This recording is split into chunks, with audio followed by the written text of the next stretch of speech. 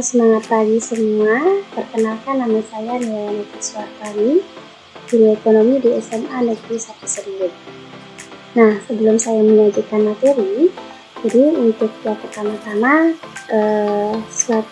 seseorang yang ingin membuka suatu usaha atau ingin menjual suatu produk atau jasa tentu harus memperhitungkan banyak hal.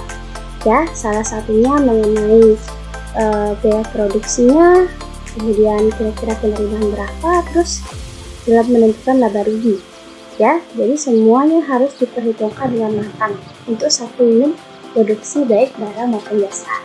Nah, untuk itu kita kali ini akan membahas tentang konsep biaya produksi, penerimaan, dan laba rugi. Nah, jadi untuk selanjutnya, yang pertama kita akan membahas tentang biaya produksi dulu ya. Jadi kita akan bahas biaya produksi. Nah, untuk biaya produksi itu merupakan jumlah keseluruhan biaya yang dikeluarkan oleh produsen untuk menghasilkan sejumlah output atau barang yang diproduksi.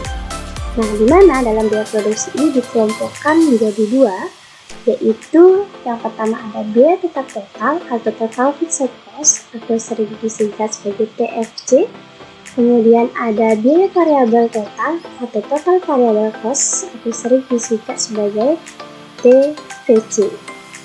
Nah, di mana biaya tetap total itu merupakan biaya yang besarnya tidak tergantung pada unit yang diproduksi.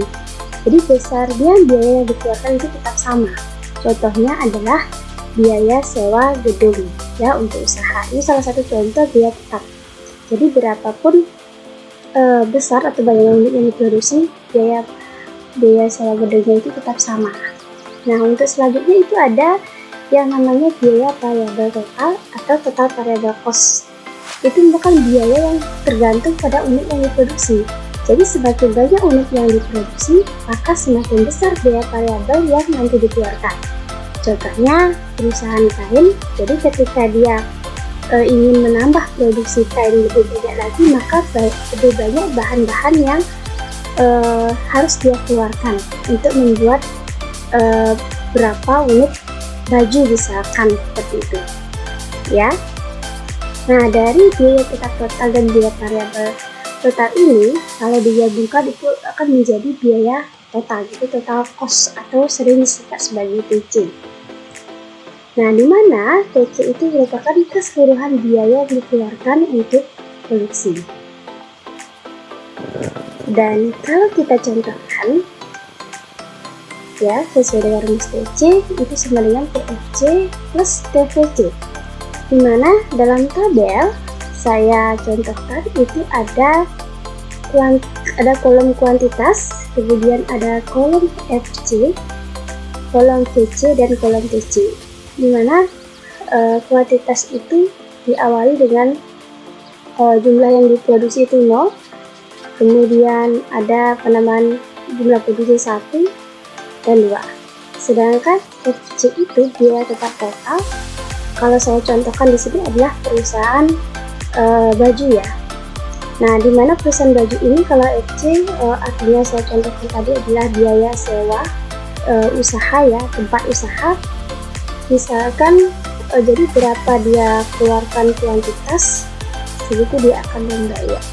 Nah, dari untuk selanjutnya kita akan membahas tentang penerimaan. Jadi penerimaan itu merupakan sejumlah uang yang diterima oleh masyarakat dari berbagai sumber.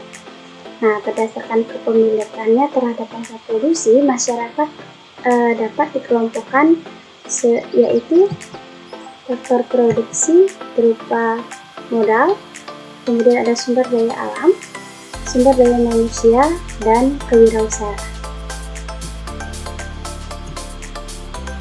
Nah, di mana dalam penerimaan itu ada jenis penerimaan total, kemudian ada penerimaan marginal, dan penerimaan rata-rata. Di mana untuk penerimaan total atau TR ini merupakan penerimaan yang diterima dari menjual produknya ya, Kemudian ada penerimaan marginal merupakan penambahan penerimaan total akibat penambahan jumlah barang yang dijual. Kemudian ada penerimaan rata-rata merupakan penerimaan rata-rata kesatuan produk yang dijual. Nah, berikut merupakan rumus ya dari masing-masing jenis penerimaan ya, dimana TR itu dirumuskan P dikali dengan Q, kemudian NR itu TRN dikurangi TRN min 1, dan AR dirumuskan TR dibagi dengan Q. Nah, untuk selanjutnya kita akan membahas tentang laba rugi. Jadi berikut saya berikan berupa tabel ya, dan kurva dari laba maksimum. Nah, untuk dalam suatu perusahaan itu pasti menginginkan yang namanya laba ya, jadi atau keuntungan. Nah, jadi penambahan jumlah produksi ini tentu dapat memberikan ya atau menurunkan harga jual ya. Jadi tentunya harga jual menurun ini bisa meningkatkan penjualan, sehingga nanti menghasilkan yang namanya laba dalam suatu perusahaan ya. Namun tidak selalu penurunan harga itu akan menghasilkan laba, karena pada titik tertentu penambahan produksi ya, jadi penambahan produksi itu dapat menghasilkan penurunan penjualan ya. Nah, kalau kita analisis dalam tabel, nah pada kuantitas di sini yang laba itu maksimum itu terjadi, kita dapat saksikan itu pada ketika NR 9 NC. Nah, kalau kita lihat dalam tabel di sini ketika kuantiti 6, maka NR dan NC maksimal, laba maksimal yaitu sejumlah 11 ya. Nah, jadi ini terjadi laba maksimum. Nah, kalau kita lihat kurvanya akan seperti ini ya. Nih, untuk selanjutnya, nah ada beberapa latihan soal, silakan bisa dikerjakan sebagai pemahaman lebih dalam lagi mengenai materi konsep biaya, produksi, penerimaan, dan laba rugi. Nah, terima kasih sudah menyaksikan video presentasi materi yang saya sampaikan. Semoga bisa menambah ilmu pengetahuan kita semua.